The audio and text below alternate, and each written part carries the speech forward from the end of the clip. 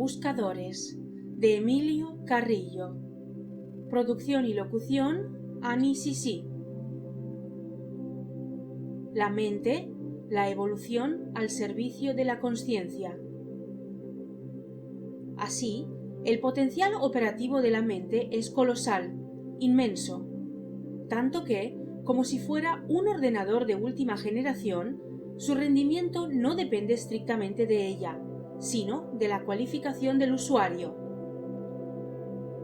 Y si en los ordenadores tal cualificación viene definida por los conocimientos y pericias del operador, en el caso de la mente está en función del grado de consciencia de la persona, por lo que cabe afirmar que la mente está al servicio de la consciencia.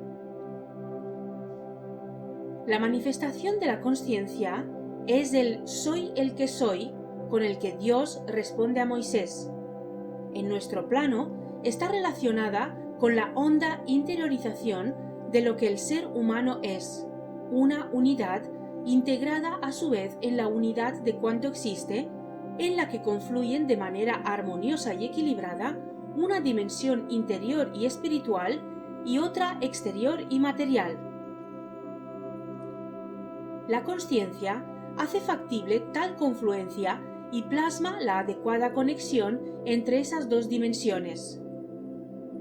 Con esta base, cuando el nivel consciencial es bajo, la conexión falla, la persona está desconectada de su ser profundo y carece de una dirección consciente. Ante esta ausencia del yo interior en el timón, la mente activa una especie de piloto automático, valga el símil, que suple tal déficit. Se trata del ego, que desarrolla un yo y una personalidad ante las necesidades de conservación y actuación en el mundo tridimensional. Frente al yo interior, es un yo no solo pequeño, sino también falso, en el sentido de que es una creación de la mente, un objeto mental. Pero no es menos cierto que resulta imprescindible para la supervivencia y actividad del ser humano ante la ausencia de un mando consciente. En cambio, cuando la persona disfruta de un alto grado de consciencia, la conexión entre sus componentes trascendente y material está plenamente operativa, y el verdadero yo asume la dirección consciente. El piloto automático, el ego, no es preciso, por lo que la mente lo mantiene desactivado. Además, en vez de usar y canalizar su energía y capacidad para el funcionamiento y desarrollo del ego, las pone al servicio del yo profundo. La mente está libre de culpa. Por lo enunciado, es la cualificación consciencial del usuario lo que determina el papel y el rendimiento de la mente, que está siempre a nuestra entera disposición en su vasta capacidad funcional. No obstante, al igual que distintas tradiciones y culturas religiosas se han empeñado a lo largo de la historia en satanizar el cuerpo físico, el desconocimiento de lo que se acaba de explicar ha provocado que otras dirijan sus fobias contra la mente, culpándola de la existencia del ego y de la interminable sucesión de pensamientos que por ella fluyen sin control. Pero cuerpo y mente son, como el espíritu o el alma, creaciones divinas, nada malo hay en ellos. La mente, en particular, es un prodigioso tesoro biológico-tecnológico al servicio del ser humano, incluida su esfera espiritual. Y es un instrumento neutro, cuyo potencial resulta más o menos rentabilizado dependiendo de la cualificación del operador, esto es, del grado de consciencia de la persona. Eso sí, cuando tal grado es reducido, el funcionamiento del piloto automático o ego, una creación mental, sumerge a la persona en un mundo de creaciones mentales. Al ego no se le puede pedir otra cosa, no da más de sí. Lo que provoca que muchos seres humanos vivan en un mundo de ficción e ilusiones mentales mayoritariamente marcado por la insatisfacción y la infelicidad. Pero es de género estúpido responsabilizar a la mente de esto, cuando se limita a cumplir con su obligación: activar un mecanismo supletorio por la carencia de dirección consciente y ante necesidades primarias de conservación y actuación en la tridimensionalidad. La mente, pues, está libre de culpa, y es el ser humano el que debe mirar hacia su interior y elevar su grado de conciencia. Para lograrlo, un buen procedimiento consiste en poner en evidencia las ficciones e ilusiones mentales en las que las personas se introducen cuando el ego asume el mando, y, a partir de ello, escudriñar en la dimensión profunda del ser humano.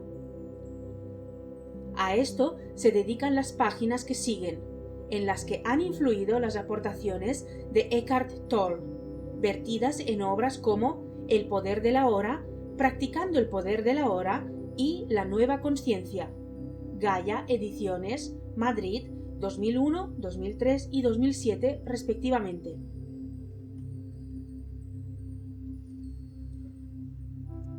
Vamos a contar mentiras. Bajo el control del piloto automático, la vida cotidiana de muchísimas personas discurre sumida en una serie de mentiras y errores. Estos afectan sensiblemente a su sentido del yo, a la conciencia acerca de sí mismos y a la percepción sobre cuestiones tan primigenias como lo que significa pensar o lo que es vivir el presente. Entre tales mentiras sobresalen la media docena que se enuncian de manera sintética a continuación. Primera, no es verdad que sea consustancial tener una voz en la cabeza que habla sin parar. Cuando el ego está al mando, basta con que se reflexione o medite un momento para constatar que los pensamientos acuden a la mente sin previo aviso, de manera espontánea y sin autorización por nuestra parte, sin que intervenga nuestra voluntad. Parecen obedecer al dictado de algo o alguien ajeno a nosotros mismos, como si estuviéramos poseídos por una entidad extraña con sus propios deseos y prioridades. Nos cuesta enorme trabajo cortar ese flujo permanente y descontrolado de pensamientos. También resulta difícil concentrarse en uno concreto, pues enseguida otros pugnan por entrar en escena. Y su autonomía llega al extremo de que ni siquiera podemos evitar aquellos que nos desagradan. Por más que nos fastidien, vuelven a aparecer cuando les viene en gana. Es más, los pensamientos han logrado tal poder que aceptamos su dominio como lo más normal del mundo. Cada uno de nosotros y la civilización y cultura vigentes, la visión imperante, estima lógico que no podamos poner coto a su ritmo incesante, centrarnos en uno específico o liberarse de los que nos disgustan. Pero esto es una gran mentira. No es un hecho consustancial al ser humano tener en el interior de la cabeza una especie de voz que habla sin parar y con autonomía y criterio propios. Esto se produce cuando el referido piloto automático está encendido. Si el ser humano eleva su grado de conciencia, el piloto se desactiva y el yo verdadero toma la dirección, teniendo capacidad sobrada para controlar la mente, ya sea para acallarla o para concentrarla en un tema o asunto concreto, sin interferencias o injerencias de pensamientos no invitados. Cuando aumentamos el nivel consciencial, los pensamientos están a nuestro servicio y no nosotros al servicio de ellos. Segunda, no es verdad que nuestro yo y nuestros pensamientos sean lo mismo. Nuestra rendición ante los pensamientos ha llegado al extremo de que confundimos su voz con nosotros mismos. Nos identificamos con ellos, permitimos que nos capten hasta el punto de unir a ellos nuestro sentido del yo y tejemos lo que pomposamente denominamos personalidad sobre un crisol de pensamientos que fluyen, refluyen, juzgan, prejuzgan, etiquetan y clasifican a su entero antojo. Es ciertamente sorprendente, pues es obvio que los pensamientos campan a sus anchas, pero aún así terminamos creyendo que nosotros somos nuestros pensamientos, identificándonos con ellos. De este modo, los pensamientos fabrican en nosotros un falso ego, el reiterado piloto automático totalmente ficticio y de carácter puramente ilusorio que afirmamos solemnemente como nuestro yo. Pues bien, esta es otra gran mentira, la segunda del listado. La realidad es que nuestro verdadero yo nada tiene que ver con ese falso y pequeño yo, ni con nuestros pensamientos. Los seres humanos tenemos un yo profundo absolutamente ajeno a ese ego y a los pensamientos, y para el que estos no son sino instrumentos para la acción en el mundo en el que vivimos. Tercera, no es verdad que exista el pasado. Ahora bien, el absurdo no termina aquí, sino que es aquí donde empieza. Primero porque no se trata de una voz en el interior de la cabeza, sino de muchas voces que pugnan y discuten entre sí, pues tenemos muchos pensamientos a menudo contradictorios y enfrentados. Y en segundo lugar, porque los pensamientos están condicionados no por el presente, sino por el pasado, por nuestras experiencias y recuerdos. Estos nos introducen en un espectacular embrollo porque el pasado no existe ni existirá. Creer en la existencia del pasado es la tercera gran mentira, asumida sin rechistar cuando es escaso el grado de conciencia sobre quién se es y lo que es real. La memoria del pasado es algo que surge como forma mental en el momento presente.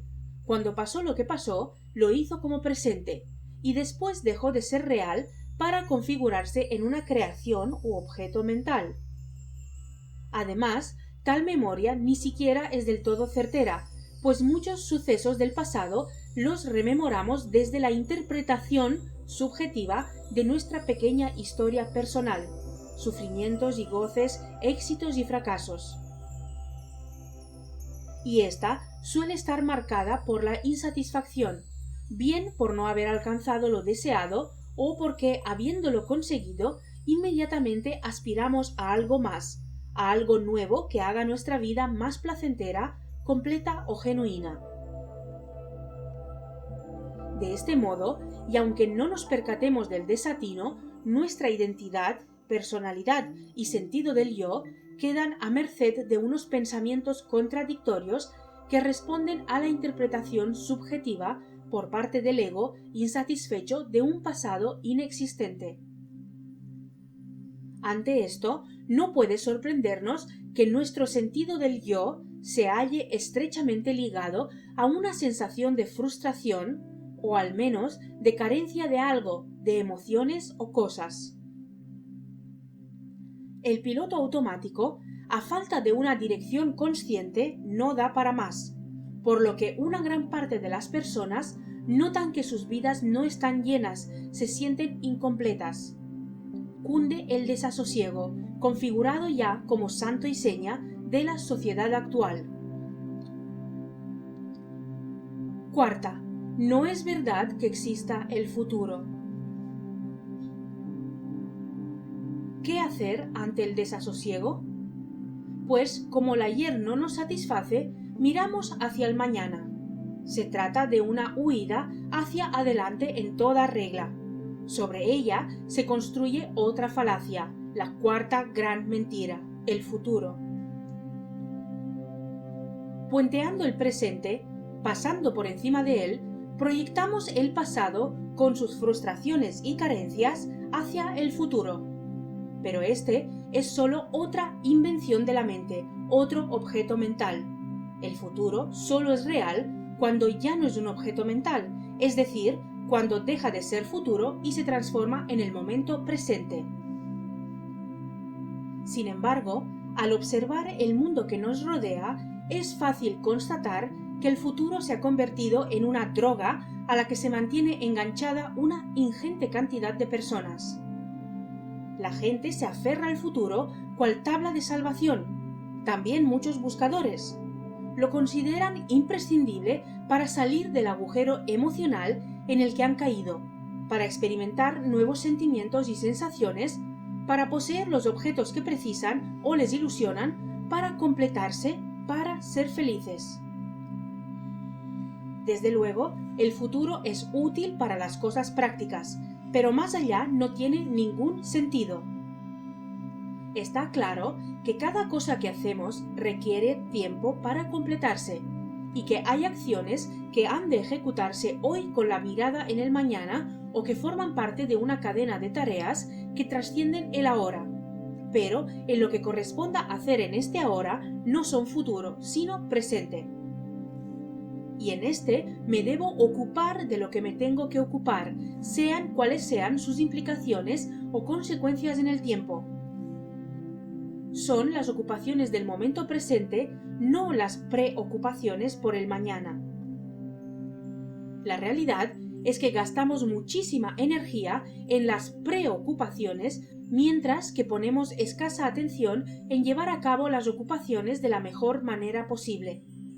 En lugar de diferenciar entre ocupaciones y preocupaciones y centrarnos exclusivamente en las primeras, nos mantenemos en una cadena sin fin donde el pasado condiciona el futuro, y este cuando llega se añade al pasado y vuelve a condicionar el futuro. La droga del futuro nos tiene desquiciados. El futuro no existe, excepto en la mente, como un pensamiento. El pequeño yo, el ego, está siempre esperando encontrarse a sí mismo en algo que hallará en el momento próximo. Anda siempre en camino hacia lo que sea. Y esto, lógicamente, provoca estrés, la enfermedad mental más común y extendida en nuestra civilización. Quinta, no es verdad que vivamos en el presente. Si a cualquier persona se le pregunta si vive en el antes, en el ahora o en el después, nos mirará con cara de sorpresa por la teórica imbecilidad de la pregunta y contestará de inmediato que en el ahora. Es lógico, pues en nuestra carencia de consciencia estamos convencidos de que vivimos en el hoy, ni en el ayer ni en el mañana, sino en el presente. Sin embargo, esto es mentira, la quinta de la relación. Ojalá fuera verdad que vivimos el presente, pero, como consecuencia de las 4 mentiras anteriores, por el bajo grado de consciencia, la mayoría de hombres y mujeres estiman en su fuero interno, aunque sea inconscientemente, que el momento próximo es más importante que el actual, y pasan sus días en plena incapacidad para vivir en el único sitio donde la vida existe, el momento presente. La razón es sencilla de entender. El ego es una creación mental surgida de la identificación con nuestros pensamientos. Como tal, se nutre y se recrea en las invenciones y objetos mentales, espantándole todo lo que sea real. Por eso anda siempre dando bandazos entre el pasado y el futuro, meros objetos mentales. Y por eso no le gusta el momento presente, que es lo único auténticamente real.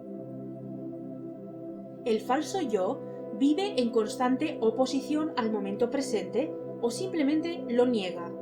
Ha convertido el momento presente en su enemigo. Para él nunca es suficiente. Rara vez hay algún momento que le guste, y cuando esto ocurre, el momento presente pasa rápidamente y se queda en el mismo estado que antes. Las quejas mentales son una manifestación de esta confrontación con el momento presente. El ego está instalado en un estado casi permanente de queja mental. Nada le agrada ni parece bastarle. Haya defectos y motivos de protesta hasta en lo más placentero o deseado. Es como se alimenta el falso y pequeño yo, posicionándose y reafirmándose contra lo que es, contra la vida. Imponemos juicios y reducimos a las personas a un puñado de etiquetas y conceptos mentales. Y al encarcelar a los otros con los pensamientos, nosotros mismos entramos en la prisión mental. el ego se percibe a sí mismo contra la vida, contra el universo, contra el resto de lo que existe, que en su labor como piloto automático contempla cuál amenaza.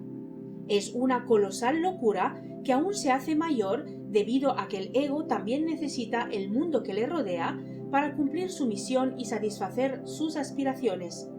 El ego pasa sus días, y con él los seres humanos que con él se identifican, en el tremendo conflicto de rechazar el momento presente, lo único real, la vida, y lo agudiza necesitando de un mundo que, a la par, estima una amenaza. Sexta, no es verdad que seamos lo que somos. La última mentira que aquí se va a destacar es una especie de colorario de las 5 precedentes y el máximo exponente de las consecuencias del reducido nivel consciencial. Radica en el hecho de que cada uno está convencido de que vive su vida. No puede ser de otra manera, nos decimos. Nos consideramos conscientes de lo que hacemos, de lo que queremos, de lo que somos, pero tampoco es verdad. No tenemos conciencia de nuestro ser real, el verdadero yo, sino del piloto automático con el que nos identificamos, de un ser que nuestra mente, ante la ausencia de mando consciente, ha tenido que inventar por necesidades de supervivencia y actuación en la tridimensionalidad. Hemos desarrollado una conciencia de los objetos. No somos lo que somos, sino lo que pensamos que somos. Nos vemos a nosotros mismos como objetos mentales.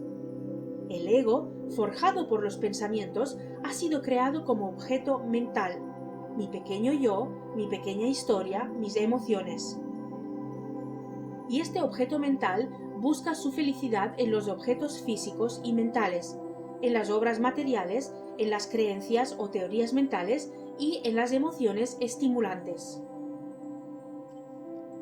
Sin duda, todas estas cosas tienen su lugar en este mundo, pero no para que nos identifiquemos con ellas. Es imposible que nos encontremos a nosotros mismos con objetos y formas ajenas a nuestro ser, pero lo hacemos, y el resultado final es la frustración, la insatisfacción, la demencia derivada de la pérdida de conexión con una dimensión más profunda del ser humano, nuestro verdadero yo. Podemos activar tal conexión mediante la elevación del grado de conciencia. ¿Cómo conseguirlo? Resulta de gran ayuda examinar nuestra dimensión profunda a través de su relación con el único sitio donde la vida realmente existe, el ahora. A ello se dirigen los próximos apartados. Vaya por delante que en esa dimensión no existe el tiempo, que nada tiene que ver con los pensamientos, conceptos, juicios y definiciones, y que no se identifica ni se llena con objetos materiales, mentales y emocionales. Las 2 dimensiones del momento presente.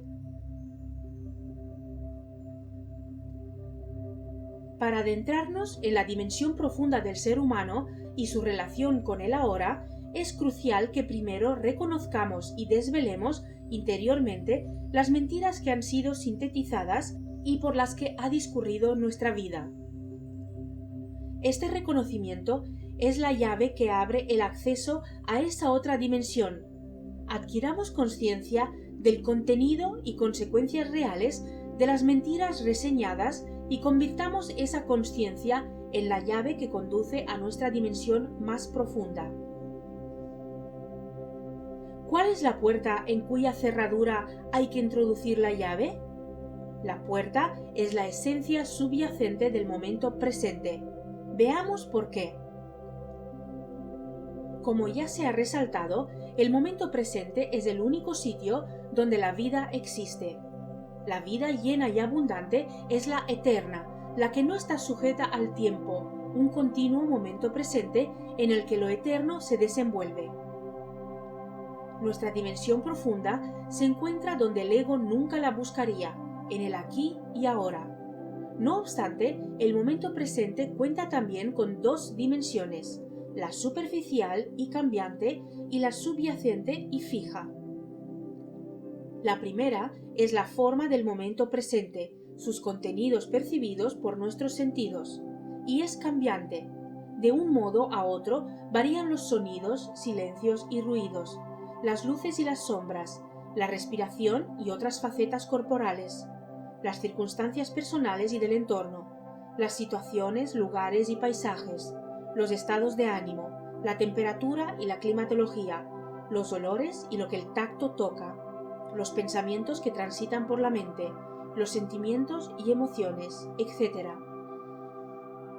La segunda, la esencia subyacente por debajo de las formas, es la existencia, la vida misma, que siempre es ahora y nunca será no ahora. La existencia es ser, y ser es ahora, no cuando fue ni cuando será. No es un pensamiento o un objeto mental. Es el ahora, es ser, es lo real. El ahora, ser, lo real. El ego, en su pilotaje automático, transitando entre creaciones mentales, ni sabe en qué consiste la esencia subyacente del momento presente. Solo reconoce su aspecto superficial, la forma de la hora, que muta cada día, cada hora, cada minuto e incluso cada segundo. Por ello, el pequeño yo cree que es el propio momento presente el que se transforma de momento en momento. Casi ni existe, llega a pensar, dada su volatilidad oscilando entre el momento que ya ha pasado y el que después vendrá. Pero hay una esfera no superficial del momento presente que escapa a la comprensión del ego. Valga el ejemplo de un río. Verbigracia, el muy milenario Guadalquivir, el Baetis o Beitis de antes de los Tartesios, que fluye desde tiempos remotos por tierras andaluzas. El falso yo, sentado a su orilla, solo atiende a las formas y observa el curso de sus aguas, que en un punto concreto varía a cada momento o baja más o menos caudaloso. Es incapaz de entender que el río, por encima de tales cambios, es el río, que el Guadalquivir existe y es con independencia de las formas que adopte, más allá del discurrir de sus aguas, de las modificaciones de su caudal y del transcurrir del tiempo. Lo mismo ocurre con el ser humano, que, como el momento presente, cuenta con una dimensión superficial, su forma percibida por los sentidos, y otra subyacente. La primera es la persona temporal, cuya fisionomía y circunstancias mutan a cada momento y cuyo fin, al cabo de unas pocas décadas, se halla en el cementerio. Allí serán enterrados o quemados todos sus anhelos, dramas, temores, ambiciones, éxitos y fracasos. Allí quedará su forma reducida a polvo o ceniza. Por el contrario, la esencia subyacente no sabe de variaciones ni de muertes. Es inalterable, es la existencia, es el ser, el verdadero yo, no el falso y pequeño yo, lo único real. Contemplar lo transitorio y efímero del momento presente, sea de un río o de un ser humano, es una buena manera no sólo de percibir la forma, sino igualmente de percatarse de la esencia subyacente. El ser, el ahora ajeno a las formas y sus modificaciones. Se es en el ahora, en el momento presente. La forma de éste sí se transforma continuamente, pero sólo la forma. Por debajo del cambio hay algo que no tiene forma, y ese algo no es algo, es sólo algo cuando pensamos en él y pretendemos llevarlo al mundo del ego. Pero realmente carece de forma, no es un objeto mental, es ser, existir, este momento, ahora. No se puede ir más allá de este punto con el entendimiento. De hecho, ni hace falta ni es conveniente. Paramos el ajetreo incesante de los pensamientos, nos contemplamos a nosotros mismos y sentimos internamente que ser es existir y existir es ser. Ya está, ni más ni menos. No necesitamos pensar en que existimos y somos.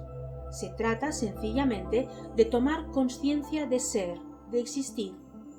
La mente está a nuestro servicio, no al revés. La mente está al servicio del ser, no a la inversa. Y ser conlleva atributos y potestades que pierden su esencia, se desnaturalizan, si son mentalmente tratados. Ser, existir, no precisa de racionalización alguna. Cuando intentamos situarlo al nivel del entendimiento, lo convertimos mentalmente en algo, lo empaquetamos en un objeto mental y desvirtuamos de modo lamentable su esencia y entidad. Si lo nombramos, clasificamos y etiquetamos, ya no es real, sino una interpretación mental que nada tiene que ver con lo real. Espacio y nueva interacción con la vida. Por todo lo visto, hay una estrecha ligazón entre el momento presente, su forma y su dimensión subyacente, y la esencia subyacente del ser humano. Es obvio que si el momento presente existe, con sus dos dimensiones, es porque yo existo. Si yo no existiera, no habría momento presente ni en su forma ni en su fondo. Verbigracia, si usted está aquí y ahora leyendo estas palabras, sentado en un sitio u otro, solo o acompañado, en silencio o no, con una temperatura mayor o menor, luciendo el sol o lloviendo, es porque usted es ser, porque existe. Si no existiera ser, lo subyacente, no habría este momento de lectura en ninguna de sus posibles y cambiantes circunstancias, la forma. Y cuando termine de leer o haga un descanso, la forma del ahora será distinta a la del momento en el que inició la lectura o la del momento actual. Sin embargo, algo no habrá cambiado, el hecho de que usted es y existe. Por tanto, el momento presente está absorbido en el ser. Es en el ser en donde existe la dimensión profunda del momento presente, su esencia subyacente y fija, la existencia, la vida. Y también es en el ser donde existe la dimensión superficial y cambiante del ahora, su forma, sus contenidos. Por ello se puede afirmar que el ser es el espacio en el que emanan las formas del momento presente. Para que exista el momento presente en sus dos dimensiones, es imprescindible que yo exista. Y este hecho tan obvio nos acerca espectacularmente al yo verdadero, al que es y existe más allá de las formas cambiantes del continuo momento presente. Más allá de lo variable y mutable que hay en nuestra vida actual o incluso en la cadena de vidas que podemos transitar en nuestra encarnación, en el plano humano, hay algo que no cambia, el hecho de que yo existo, y de que si no existiera todo lo demás, tampoco existiría, pues mi ser es la referencia obligada para que exista todo lo demás que muta y se transforma de un momento a otro. Mi dimensión subyacente, ser, existir, es la esencia de la dimensión subyacente del ahora, del momento presente, y conforma el espacio en el que el momento presente se desenvuelve. Este hecho es de enorme trascendencia para la vida cotidiana de cualquiera de nosotros y son muchas y muy notables sus implicaciones en nuestra existencia, en el ahora. Al ego le parece una locura, pero hay que volver a subrayar que la única demencia es la suya cuando intenta filtrar todo por el único plano que él conoce, el mental. Pero lo real es el ser, el yo verdadero, y su existir explica el momento presente en sus dos dimensiones. El ser es el espacio en el que surgen las formas del ahora. El ser es la consciencia misma que permite afirmar soy el que soy. Todo lo demás es consciencia de objetos. La consciencia del ser significa estar concentrado en ser, existir en alerta y en el único sitio en donde la vida es posible, el ahora. El ahora es el ser y en su espacio surgen las formas del momento presente, aunque el yo verdadero esté más allá de las formas y no se llene de sus contenidos. Una sencilla práctica. Para vislumbrar lo que significa ser, sirve un sencillo ejercicio. Basta con dejar un lapso entre dos pensamientos de los que bullen en nuestra mente. Concentrémonos e intentemos que haya un instante, uno solo, por pequeño que sea, entre ambos. Cada uno de estos pensamientos es un objeto mental. El lapso que conscientemente dejamos entre ellos es la presencia del ser, el yo verdadero. Los pensamientos van y vienen incluso cuando dormimos. En el lapso en el que los interrumpimos radica la consciencia, estar muy despierto sin nombrar o interpretar el momento. Simplemente quietud en alerta. Una quietud que está presente, igualmente, en el movimiento, en la acción. Para el yo verdadero, la quietud es movimiento y el movimiento es quietud. Y los seres humanos estamos en condiciones de lograr que en nuestra vida la consciencia que percibimos durante el referido lapso sea no solo un corto instante entre dos pensamientos, sino que florezca e impregne toda ella, de modo que el yo verdadero coja las riendas, en lugar del ego, y que la mente esté a nuestro servicio, no al revés.